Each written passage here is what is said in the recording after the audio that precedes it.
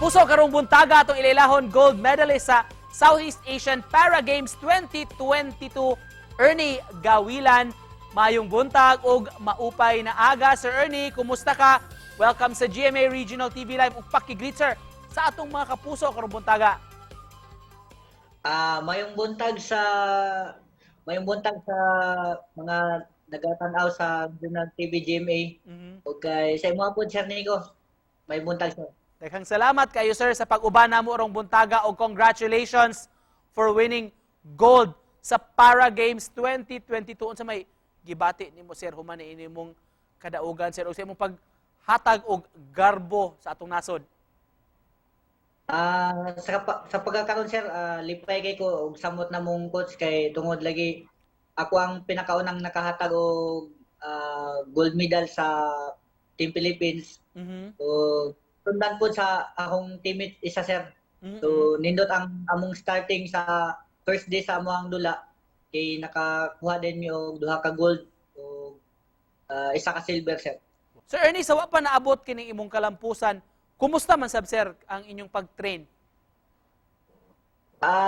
Tung bago mi na anhidis dula sir, medyo panjud mi dili kayo nindot yun ang among preparation tungod sa pandemic lagi sa samot na pud sa Manila gyud na grabe pud ang itaas hantud karon nitaas baya pud ang COVID. Kaso So may na lang sa tabang sa Philippine Sports Commission gihatagan mi og bubble area dito sa Phil Sports Complex sa may Pasig City sir.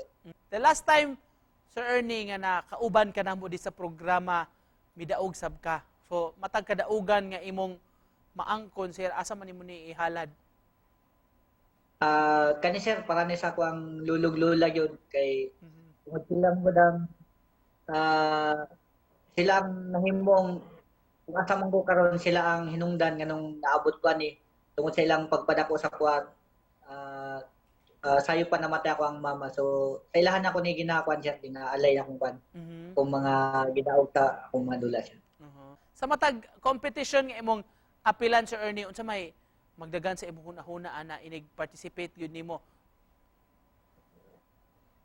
Ang ako sir ginakuan ako sir ginalantaw ako ang hatag na suporta sa gobyerno sa mua. Gusto na ko ibalik ang ilahang ang suporta nila sa mua. So mo na mong pagod mo na mong target pod na dili masayang ang ginapagawas nga budget sa mua sir. Unsay ma-consider nimo sir nga mga challenges, mga hagit ni inimong paglangoy sir labi na sa imong condition? Siguro ang kuan yun sir, ako ang pinakahagit ko sa access ng mga lugar para sa mga PWD. Kay dili tanan mga facility manggod kuan pa siya kanang friendly siya sa mga PWD.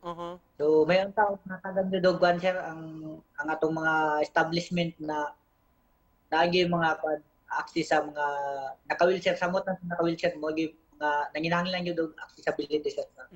Sir, sa mga nagtanaw na to ron, Sir Ernie, sa mga gustong mangandoy nga mga kaigsuonan nato labi na kaning mga PWD, unsay imong message para kanila, sir? Sir, maingon na ako sila na dili sila mawada ng paglaom, ma-survive. Kay kita gibuhi tas kalibutan tanan. Kita tanan natay kada isa nga problema, kada usa sa ato natay mga problema. Ang importante lang dia ang pinakakuan dia nga dapat kusog ang kuan imuhang pagtalig nimo sa imong kagalingon nga makaya nimo ang mga problema sa kinabuhi.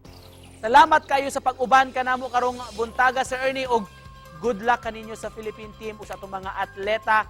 Daghang salamat sa garbo nga gihatag sa Pilipinas, mga kapuso. Ernie Gawilan. Salamat, sir. Salamat, sir.